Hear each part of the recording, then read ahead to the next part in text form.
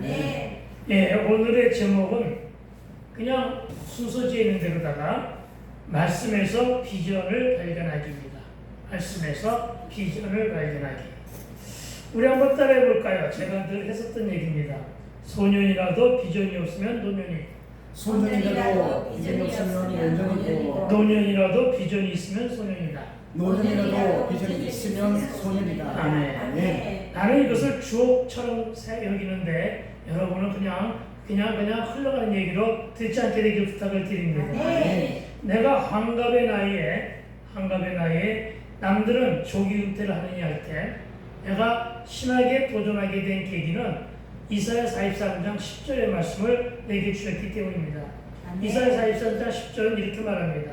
나 여호와가 말하노라. 너희는 나의 증인이고 나의 종으로 너는 택함을 입었나니 아멘. 이는 너희가 나를 알고 믿으며 내가 그인 줄 깨닫게 하려 함이라. 이 하신 말씀으로 주의 부르심을 받게 됩니다. 그러나 주변에 그렇게 또한 우리 집사를 비롯해서 많은 사람들이 신학을 하라고 등을 떠다밀어도 내가 그때는 많은 큰 고민이 있었던 것은 내가 이 나이에 남들은 다 조기 은퇴니 하는 이 나이에 내가 무슨 신학인가 이렇게 생각할 때 하나님은 나에게 여호수아서 14장 12절의 말씀, 여러분이 잘 아는 86세 갈렙이 그날에 여호와께서 말씀하신 뒤에는 똑같이 시작 이 산지를 내게 주소서. 아멘. 그렇습니다. 이 말씀에서 저는 갈렙의 영성을 발견합니다. 그리고는 나이 많음을 뒤로하고 신학에 드디어 도전하게 됩니다. 그런데 여러분은 마음속으로 품은 꿈과 소망이 있습니까? 과연 있다면 그 꿈과 소망을 간직한 분들은 다 소년입니다. 아멘. 그런데 만약에 없다면 그 사람이 이미 노년의 삶을 살고 있다는 것입니다. 그러니까 내가 나이는 젊지만 비전이 없다면 다시 생각해 보시고, 내가 나이를 먹었지만 비전이 있다면 축복받을 일임을 믿게 되길 주의 이름으로 축원을 드립니다. 여러분, 우리가 사는 이 땅에는 독거 노인만 있는 것이 아니라 은둔 청년이 40만에서 50만에 육박한다고 합니다. 독거 노인이야 이제 나이가 많아 혼자 사는 것을 말한다고 하지만 은둔 청년, 사지가 멀쩡한 아직 힘이 남아도는 젊은이들이 은둔. 이것은 이 말 너무나도 우리에게는 가슴 아픈 말이 아닐 수가 없다는 것입니다. 물론 은둔하는 데는 여러 가지 이유가 있을 것입니다. 그런데 은둔의 가장 큰 이유는 그들의 마음속에 품은 소망과 삶의 목적과 비전이 없기 때문이라는 것이 안타깝다는 것입니다. 그래도 우리 시대는 기댈 언덕이 없었습니다. 우리 시대는 기댈 언덕이 전혀 없었던 그런 시대입니다. 그런 시대를 살았던 우리는 책을 사볼 돈이 없으면 신문 배달이라도 했는데, 기댈 언덕이 예전보다 많아진 요즘의 세대는 필요한 것도 하고 싶은 것도 없이 생의 목적도 삶의 방향도 하고자 하는 의지도 다 잃어버리고 그냥 방콕하고 있다는 것이 안타깝다는 것입니다. 저는 오늘 여러분이 남녀노소를 불문하고 오늘 선포되는 말씀에서 비전을 발견하고 그 비전을 향해 도전함으로 소년의 삶을 살게 되기를 다시 한번 축원합니다. 그리고 모든 사람들이 오늘 본문에서는 놀라는 장면으로 시작한다는 본문으로 오늘 말씀을 듣도록 합니다. 이제 9절인데 다시 한번 우리 합독합시다. 시작. 이제 이는 자기 및 자기와 함께 있는 모든 사람이 고기 잡힌 것으로 말미암아 놀라고. 아멘. 이 놀라고 속에 동그라미 딱 적고 밑줄을 쫙 쳐놓는 것도 좋을 것입니다. 놀랍답니다. 여러분, 오늘 대박의 현장을 목격한 자들의 반응은 뭐라고요? 놀랍습니다. 놀라는 일이었다는 것입니다. 그리고 오늘 묵상의 중심은 저들은 무엇에 놀랐는가입니다. 저와 여러분, 놀랄 일에 놀라는 것은 지극히 정상적인 반응입니다. 그러나 참으로 너무나도 험악한 세상이 되었는지라 놀랄 일이 너무나 많지만, 그래서 많은 것들이 사람들의 관심 밖으로 밀려났지만, 그래도 오늘의 대박은 저와 여러분이 관심을 둘 만한 그 반응은 놀랄이라는 것을 기억하시기 바랍니다. 아멘. 여러분, 놀람은 반응입니다. 반응은 지극히 정상적인 것입니다. 여러분은 슬픈 연속극이나 영화를 보면 눈물을 흘립니까? 삶에 찌들리고 세타에 시달리다 보니 마음의 문이 닫히고 굳어 있어 기쁘고 슬픈 일에 관심이 전혀 없습니까? 무더운 여름을 지내다가 보니까 내 마음이 좀 무디어진 것 같습니다. 예전에는 9월달만 되면 떨어지는 낙엽도 없었는데, 서늘한 바람이 불었으면 그저 마음이 지금 마음부터 가을을 맞이하며 내 마음이 흥분되기 시작했는데, 이번 더위가 얼마나 더웠는지 내 마음이 그만큼 무뎌진 것 같아요. 그래서 9월이 되었어도 별로 감흥이 없는데, 오늘 우리 사역자가 기도하는데 가을, 그러니까 진짜 가을이구나 하는 감동이 조금은 마음속에 다가오더라고요. 이렇게 사람들의 마음이 여러 가지 삶의 여정 가운데서 다치고 깎여있고 무뎌져 있어서 반응이 없다는 것입니다. 그런데 여러분, 정말 삶에 찌들리고 세파에 시달려도 여러분 반응하며 살게 되기를 다시 한번 주의 이름으로 축원드립니다. 사촌이 땅을 사면 배아파는 것은 나쁜 일입니다. 그래도 그렇게라도 자기 감정을 표현하며 사는 것은 흉볼 일이 아니라 지극히 희망적이고, 안 하는 사람보다 시기하는 사람이 훨씬 인간적이고 사람 같아 보이는 세상이 되었다는 것입니다. 아, 그래? 땅 샀어? 이렇게 무덤덤한 표정이면 정말로 요즘에는 새치말로 밥맛이 없어지는 그런 시대가 되었다는 것입니다. 여러분, 적당한 시기와 적당한 질투는 영적인 긴장감도 불러오기 때문에 좋은 것입니다. 하시기 바랍니다. 해야 할 것입니다. 여러분, 요즘 이 시대 사람들은 그 어떤 반응도 하지 않습니다. 누군가가 길에서 봉변을 당해도, 옆에서 누가 죽어나가도, 사고를 당해 실려나가도 관심이 없지만, 그래서 지금 이 시대를 무신경, 무관심, 무반응, 산무시대라고 합니다. 무신경, 무관심, 무반응이라는 산무의 시대를 살고 있는데, 춤을 추지도 않고 눈물에 감동도 없는 이 시대이지만, 그래도 놀랄 때는 좀 놀라고 반응할 때는 좀 반응하며 살자는 것입니다. 그리고 오늘 갈릴리 해안가에서 놀라는 일이 생긴 것입니다. 그리고 그것은 주의 말씀에 의지한 순종으로 일어난 만선의 대박과 주 앞에 엎드린 베드로의 앞에 몰린 사람들의 반응이 바로 뭐였느냐? 놀람이었다는 것입니다. 여러분, 예전부터 세회 많은 애들이 공부도 열심히 합니다. 적당한 시기심은 도전 의식도 자아내기에 권장할 만하다는 것입니다. 그러나 저와 여러분도 그 놀람에 동참하기 위해서는 놀라는 것을 끝나지 마시고, 놀라는 것을 끊이지 마시고, 나에게도 그 놀람의 사건, 그 놀람이 일어나게 해달라고 베드로의 대답과 같은 그런 욕심점도 내보고 또 도전도 하고, 여러분, 정말 크게 대박을 일으킨 그 베드로의 사건을 보고 시기도 질투도 샘도 좀 내보고, 그로 말미암아 삶의 의지도 능동적으로 좀 내비춰보며 그렇게 사람답게 살아보자는 것입니다.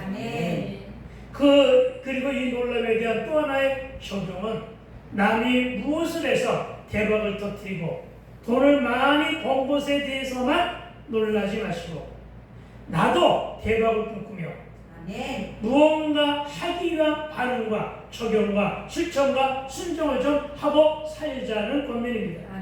여러분 말씀의 능력이나 기도의 능력을 믿으십니까? 이 모두는 다 하나님이 하나님의 주권으로 개입해 주시는 것입니다. 그래서 하나님의 역사로 행하신 것입니다.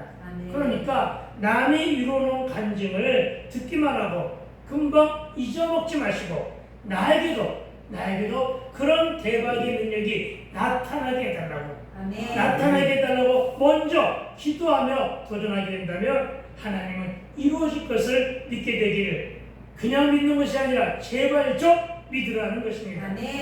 여러분 사람들의 이 놀람의 반응 현장은 베드로를 비롯한 많은 어부들의 삶의 현장에서 일어난 말씀 능력의 체험장입니다. 무슨 얘기인지 아십니까? 이곳이 바로 말씀 능력의 체험장이에요. 우리는 체험하기를 소망하잖아요. 우리는 체험하기를 소망하잖아요. 그런데 성경에는 이와 같은 기적의 현장들을 우리에게 말씀의 능력이 체험되는 현장으로 보여주고 계시다는 것입니다. 여기서 우리는 하나님을 만날 수 있어야 한다는 사실을 믿으시기 바랍니다. 오병의 기적의 현장도 마찬가지란 말입니다. 홍해 바다가 갈라진 현장도 마찬가지입니다. 하나님의 능력을 보신 기적의 현장. 여러분 사람이 어떻게 무리를 걸을 수 있겠느냐고요? 누가 걸었다고요? 예수님. 아니요. 예수님은 당연히 걸으십니다. 베드로. 그렇죠. 베드로. 그가 두세 발걸음을 걸었는지 어떤지 모르지만 성경에는 분명히 그가 예수님이 오라 하시니까 걸었단 말입니다. 이런 기적, 이것이 바로 저와 여러분이 삶의 현장이고 영적인 삶의 현장이라고요. 말씀이 치유되는 삶의 현장이라고요. 이걸 통해서 하나님을 제발 좀 만나보자는 것입니다. 이걸 통해서 우리가 좀 놀라보자는 것입니다. 여러분 참으로 순종의 역사를 채우는 경험 현장, 그것이 말씀의 현장입니다. 말씀의 현장입니다. 그물이 찢어지는 기적을 눈으로 보고 귀로 듣고 손으로 만짐을 견인해낸 영적 체험 현장이 오늘 바로 베드로가 만선을 일으킨 그리고 주 앞에 엎드려 고백하는 그 현장이라는 사실을 믿으시기 바랍니다.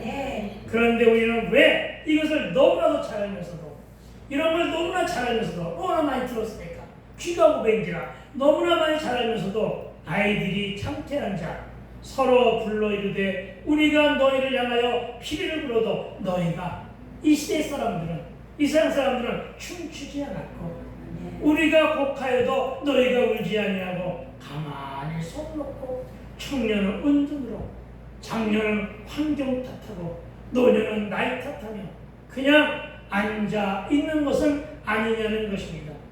물론 은둔 청년만 있는 것은 아닙니다.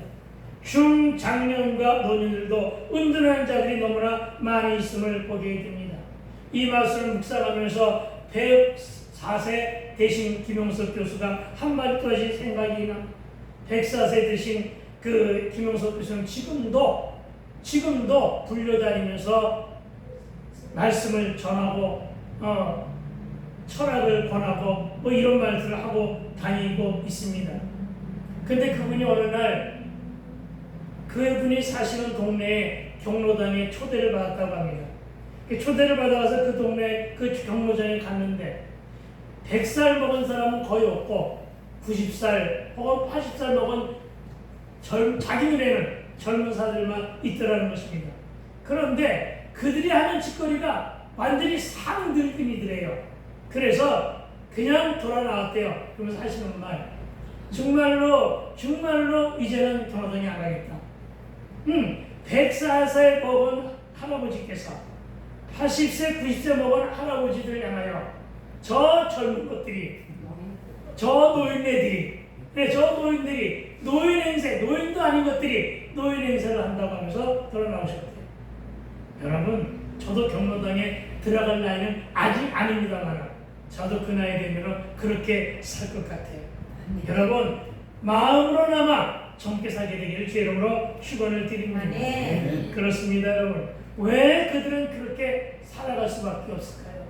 여러분, 왜 그렇게 살아갈 수밖에 없을까? 저는 그 이유는 그들의 가슴 속에는 예수가 없기 때문이 아니겠는가. 그들에게는 말씀도 없고 하나님이라는 지식도 없이 그렇게 살아는 있음을 죽은 자처럼 살고 있는 것은 아니겠느냐. 여러분, 요즘 많은 사람들은 꿈을 꾸지 않습니다. 그리고 꿈을 꾸지 않았다는 것은 내일에 대한 도전도 없다는 것입니다. 반응도 아니합니다. 왜 사는지 목적이나 방향도 없이 그냥 그렇게 살아가고 있다는 것입니다. 모든 것을 팔자로 돌리고 있습니다. 운명으로 치부하고 있습니다. 그냥 적당히 오늘 하루만 무사히 근근히 견디며 억지로 살아가고 있다는 것입니다. 왜요? 왜 그럴까요? 너무나도 배부르고 등있다시며 보암직하고 먹음직하며 지혜롭게 하는 것이 눈만 뜨면 우리 눈앞에 지천이니 그래서 애써 몸을 움직이지 않아도 과도한 신경이나 고민과 사색이 없어도 그저 살만 하니까. 여러분, 배고파야 쌀을 사기 위해서 몸을 움직이는데 여러분, 그저 살만 하니까 또 열심히 일하지 않아도 늙으면 늙었다고 나라에서 돈 주지요. 은퇴자는 은퇴했다고 돈 나오지요.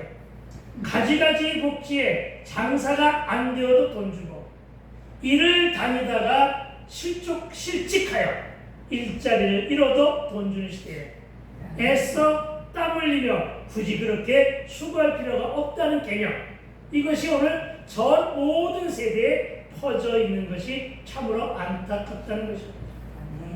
여러분, 그래서 교회도 사랑의 발걸음이 뜸한 것입니다. 우리 성수 형제 기도 가운데도 그런 얘기가 있었지만 요즘 사람들의 마음속에는 갈급함이 없어요. 요즘 마음속에는 사람들의 마음속에 간절함이 없어요. 삶에 대한 애착도 없어요. 그러니까 교회도 안 오는 거예요. 그러니까 기도내도 안 하는 거예요. 옛날은 정말로 조금만의 병에 걸렸어도 병원에 가기보다는 오로지 기도부터 찾았는데 요즘은 그런 게 없어요. 왜? 의학이 발달되고 의술이 좋고 복지가 좋으니까 병원에 가면 그대로 낫더라. 이렇게 바뀌어진 세상입니다. 말하여 갈급함, 간절함, 긴장감이 다 소진되어 살아가고 있다는 것입니다. 그러니까 오로지 찾아보는 것은 얼굴에 주름살 없애는 광고가 나오면 거기에 혈안이 되어 있고, 그렇죠? 오로지 저도 오늘 바르고 나왔습니다만은 탈까봐 바르고 다니고, 그렇죠? 화장하는 남자가 도대체 늘어나고 있어요. 나를 비롯해서. 그러고 있다. 운동하기 위해서 헬스 가고, 요즘에 저 다시금 이제 걷기를 시작을 했는데, 걷다가 보면은 정말 많은 사람들이 걷고 있어요. 그렇죠?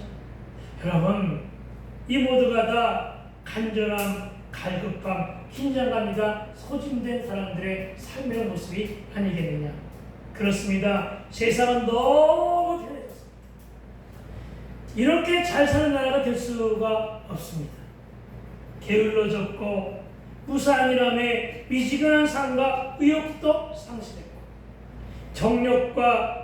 정력도 열정도 부족한데, 그리고 이런 상태를 가리켜 우리는 물질을 풍부하고 육적으로 살기는 편리하고 굳이 일 안 해도 먹고 사는 데는 별로 지장이 없는 좋은 세상이 되었는데, 이런 세상을 영적으로 진단하니 황무함의 시대라고 하고, 이 황무함의 시대는 영적인 흉년에 영적인 불임이 도래되는데, 이것과 연달아서 이제는 시집장가를 가지 않고, 이제는 낳고의 고난 이것도 싫고, 자녀를 키우는 데 있어 따르는 희생도 싫고, 그저 우리 인생 우리만 잘 먹고 잘 살다가 어떡하자? 잘 죽자. 이것뿐이 된 세상이 되었다.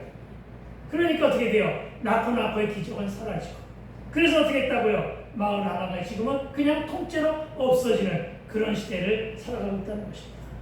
여러분, 이렇게 영적인 것이 육적인 것과 함께 이렇게 결부시켜서 돌아가는 시대가 기억하시기 바랍니다. 이로 말미암아 시대는 점점 악해져 가고 있고 우리 미래는 불투명해져 있다는 것입니다. 젊은 세대가 있어야 됩니다. 어린 자녀들이 있어야지만 우리의 미래를 그들을 통해서 보게 되는데, 이게 이제는 서서히 약해져 가고 있다는 것입니다.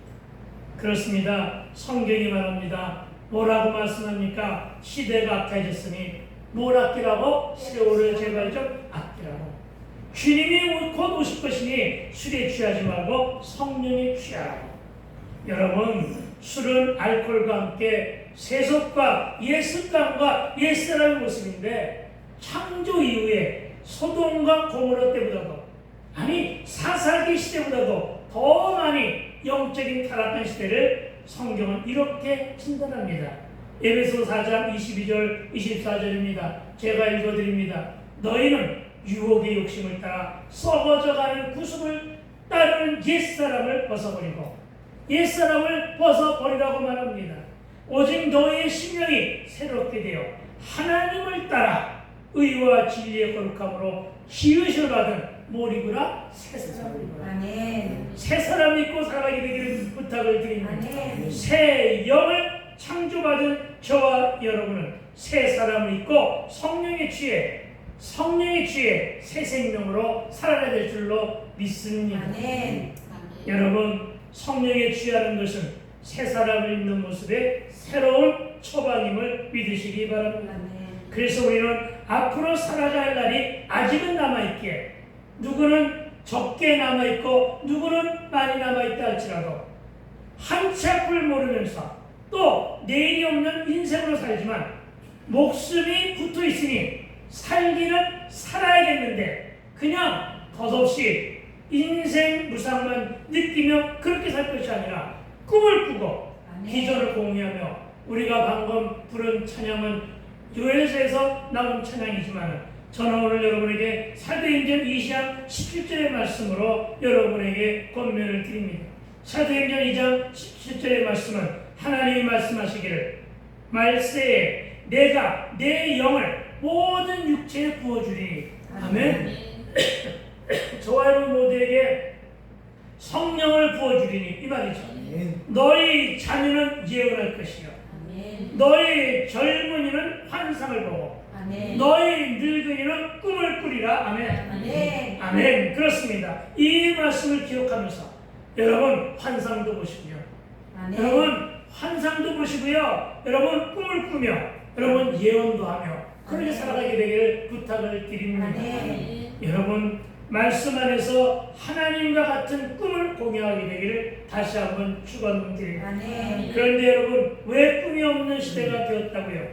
왜 무반응, 무관심, 무신경의 산무시대가 되었다고요? 오로지 이것은 이 시대 사람들이 말씀을 듣고 있지 않았기 때문이라고 호세아 4장 6절은 분명히 지적하고 있음을 믿으시기 바랍니다.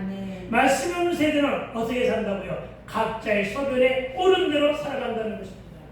여러분, 아무리 살만한 세상이 되었다 할지라도 말씀을 멀리하게 되면, 말씀을 듣지 않은 세대는 뭐부터 손을 드느냐? 믿음이 손을 대고 만드는 사실을 기억하시기 바랍니다. 여러분, 믿음이 없으면 대충 살게 됩니다. 꿈이 없으니 비전도 안 보입니다. 미래는 안개뿐이고 의욕도, 의지도, 목적도, 방향도 상실하게 되는 것임을 기억하여 믿으시기 바랍니다.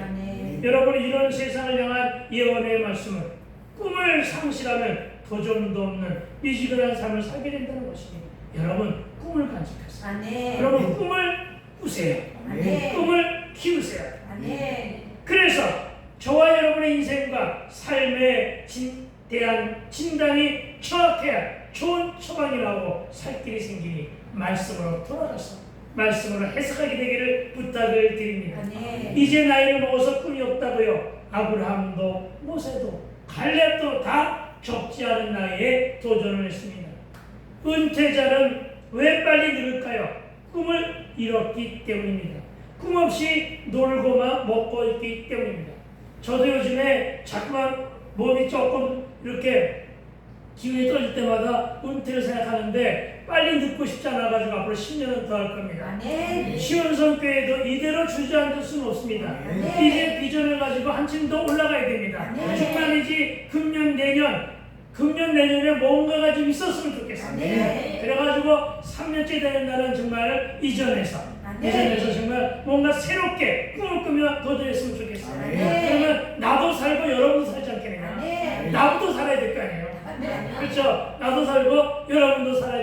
되겠다 싶어서 좀 그랬으면 좋겠다는 것입니다. 그래서 10년을 다시 도전합니다. 10년을 다시 도전할 때 여러분 함께 가게 되기를 부탁을 드립니다. 여러분, 나는 환갑의 나이에 신학을 하면서 꾼 꿈이 있습니다. 그것이 바로 부흥사의 꿈입니다. 70이 넘은 나이에 그 꿈을 다시 재발견합니다.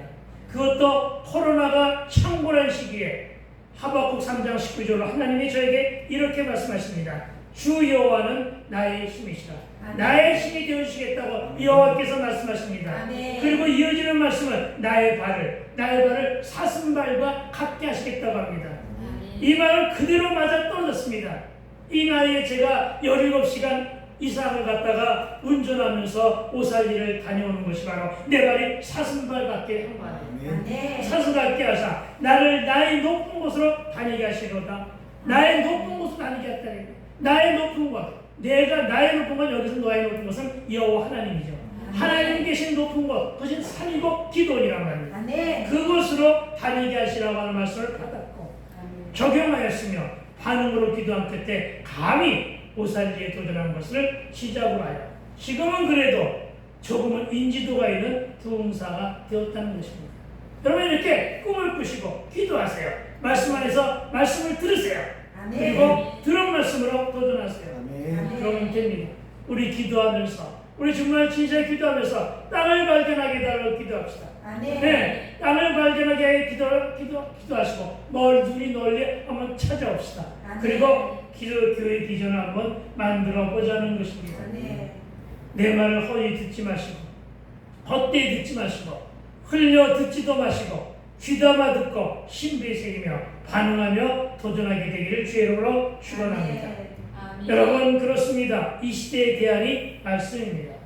말씀으로 돌아가자는, 말씀에서 비전을 발견하자는, 말씀대로 살아가자는 삶의 방식이 바로 이 시대의 올바른 진단이요 처방이요 대안임을 믿게 되길 주의 이름으로 축원드립니다. 성경으로 돌아가 말씀을 주야로 묵상하시고 그대로 살며 비전은 물론 주님이 주신 열매를 풍성하게 따먹게 될 것입니다.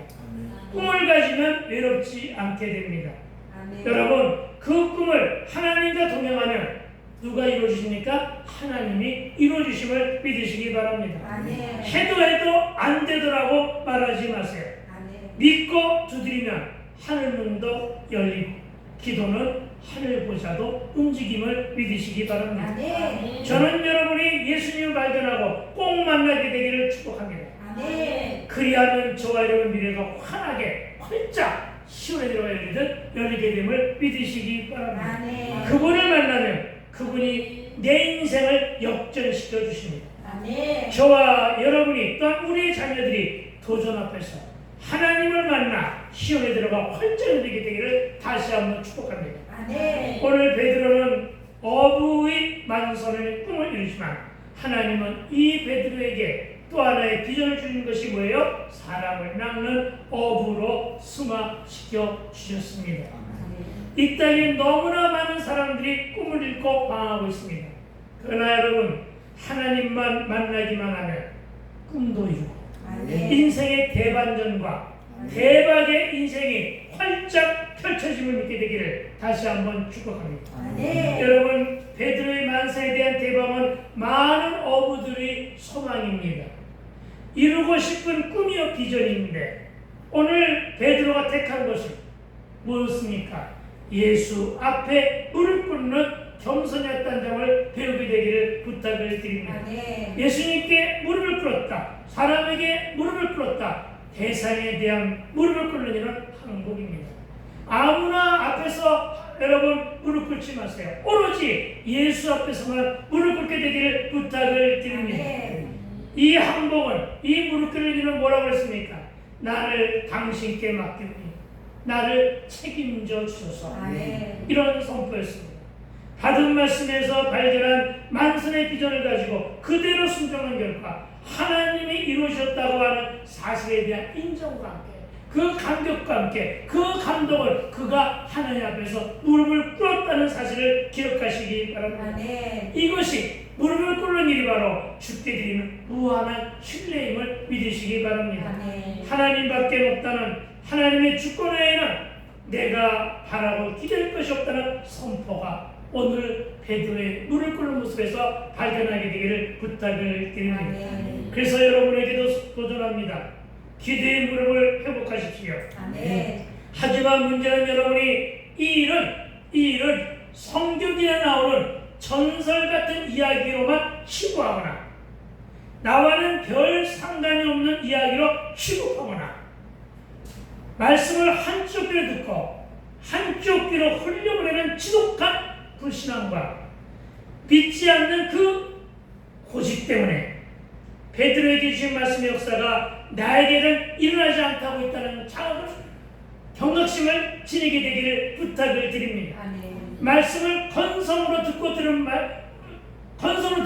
들은 말씀을 실사 안에 반응도 적용도 안 하니까 나에게 아무 일도 안 일어난다는 사실을 기억하시기 바랍니다.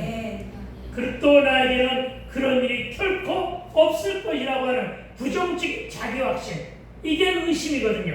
부정적인 자기확신과 미리 단정하는 불신앙과 확신도 없는 부족한 믿음과 그놈의 고집이 가장 큰 문제라는 사실을 믿으시기 바랍니다. 그렇다면 여러분, 우리는 어떻게 해야 말씀에서 비전을 발견할 수 있을까요? 여러분, 말씀에 반응해야 도전의식도 생기고 말씀에서 비전도 발견하게 됨을 믿으시기 바랍니다. 말씀을 녹여내세요. 말씀을 되풀이하세요. 꼭꼭 씹어서 정말 맛있게 만들어서 삼키세요. 소화시키세요. 말씀을 내 신비에 새기세요. 길을 가다가도 말씀이 생각나게 할 정도로다가 말씀을 암송하세요. 그리고는 생각날 때마다 암송된 그 말씀으로 기도하세요. 말씀대로 되는 인생이 되게 해달라고 기도하세요. 예수 이름으로 기도하면 그들을 이루신다고 하신 분이 예수 그리스도입니다. 믿으시기 바랍니다. 이렇게 해서 비전을 향하여 나가는 것임을 기억하시기 바랍니다. 여러분, 어떤 꿈을 가지고 비전을 발견하는 처음은 말씀을 들은 그대로 향한 순종이었고, 그 다음에 공동체와의 협력이었고, 놀람이라고 하는 반응에서 시작되었음을 잊지 맙시다. 그리고 이 놀람은 반응이요 적용으로 이어지는데, 오늘 우리는 구절에서는 무리의 반응을 보았다면, 오늘 우리 본문에서 10절에 야고보의 요한의 놀람은 약간 색깔이 다른 놀람이라고 하는 것을 발견할 수가 있습니다. 우리 10절 말씀 상반절만 읽어보기를 소망합니다. 시작. 10절입니다. 세배대 아들로서 시몬의 동업자인 야고보와 요한도 놀랐습니다. 아멘. 그렇습니다. 이거는 9절에 무리들이 많은 고기에 잡힌 것에 놀란 반응으로 공통점은 있습니다. 그러나 다소 다른 것은 이 세 명은 늘 함께 어릴 때부터 성장한 사람들입니다. 요한과 야고보만큼 베드로에 대해서 잘 아는 사람은 없을 것입니다. 서로 엉겨붙고 싸움도 대단히 많이 있을 것이고, 정말로 완악하고 강박한 심령으로 정말 많은 일도 저지르며 그렇게 살아왔을 것입니다. 모범적인 사람이었다고 해도 누구나 다 갈등도 있었고 다툼도 있었을 것입니다. 그러나 성경에 나오는 베드로의 성격을 이렇게 바라보면 그는 결코 모범적인 인생을 산 사람은 아닌 것으로 여겨집니다. 그런 베드로였습니다. 그러니까 여러분, 그런 베드로가 오늘 어떻게 했다는 얘기입니까? 만선을 보고 환성도 지른 것이 아니라 기뻐서 교만한 자세로 날뛰고 뛰어다니는 것도 아니고 어떻게 했다고요? 주님 앞에 무릎을 꿇은 그 모습, 그 모습에서 뭘 봤다고요? 베드로의 변화. 베드로의 변화된 모습을 보았다는 것입니다. 그러니까 무리들이 베드로를 보고 물고기를 잡아놓고 많은 물고기를 보고 놀랐다고 하는 반응의 성격과 오늘 야고보와 요한이 베드로를 보며 베드로가 무릎을 꿇고 뭐라고 고백합니까? 주여 나는 죄인이다. 이 죄인이 여러분 사람이 나는 죄인이라고 하는 고백하기가 그렇게 쉬운 것은 아니잖아요. 그런데 예수 앞에 무릎 꿇고 주여 내가 죄인이오니 당신과 같이 크신 분을 내 한 몸으로 당신을 영접할 수가 없사오니 주여 나를 떠나소서. 아멘. 이 말씀 뒤에 뭐가 있었다고요? 나를 책임주소서. 아멘. 내가 당신께만 의지하겠나이다. 이렇게 고백하니까 놀랐어요. 아니 천하의 베드로가 어떻게 이럴 수가 있어? 이렇게 놀란 거예요. 여러분 뭐에 놀랐다고요? 그의 변화에. 여러분 그렇습니다. 여러분 하나님이 가장 받으시기를 좋아하시는 저와 여러분에 대한 열매는 바로 변화입니다. 예수 믿은 자로서의 변화입니다. 변화된 삶을 살아가게 되길 주 여러분 축원을 드립니다. 아멘. 더불어 거듭난 인생. 예수를 믿었더니 그가 더불어 거듭났더라. 예수를 믿더니 저가 완악함과 강박함이 꺾여지고 이제 더 이상 고집을 부리지 아니하고 정말 겸손한 모습 그대로 살아가더라. 여러분 이것이 우리의 모습의 변화임을 믿으시기 바랍니다. 아멘. 제가 자랑삼아 추측이긴 하지만 제가 예전에 직접 듣기도 했지만 여러분 서울의 옛날 내 술친구들이 지금도 그렇게 얘기하고 있을 것입니다. 김현경이 걔 아직도 예수 믿나? 여러분 이 말의 뒤에는 김현경이 걔는 예수 믿을 만한 성향이 아니었다는 걸 그들이 인정하는 거잖아요. 그렇죠? 그들은 술은 좋아하지만 주님 자 술은 좋아하지만 그는 말을 갈아타서 술 주자 주님이지만 그가 말을 갈아타서 주님 자 살지 않을 거라고 그들의 확신 속에서 내가 거부당하고 있었던 거 아니에요. 그렇죠? 그러니까 그들이 내가 부흥사가 됐다고 하면 얼마나 놀라겠어요. 확실하게 아는 사람들은 있어요. 초등학교 동창들 지금 나이가 똑같죠. 동창들 장충 초등학교 동창들은 분명히 알아요. 근데 그들은 소문을 안 해줬을 거야. 그들이 술친구들은 모를 거예요. 여러분 무슨 얘기입니까? 저와 여러분이 오늘 베드로에게 배워야 할 점은 그리고 오늘 바로 말씀을 듣고 변화된 그 모습의 해침핀을 순종이구나 하는 것을 깨닫게 되기를 부탁을 드립니다. 아멘. 여러분 이런 기적은 여러분에게도 열려 있습니다. 저와 여러분에게도 기적은 주어진다는 것을 믿으시기 바랍니다. 네. 그러나 그러기에 앞서서 말씀을 듣고 순종도 하고 놀람으로 반응도 하면서 이제 어떻게 하자고요? 우리의 실생활을 변화시켜 보자는 것입니다. 아멘. 내 삶의 가치관을 변화시켜 보십시다.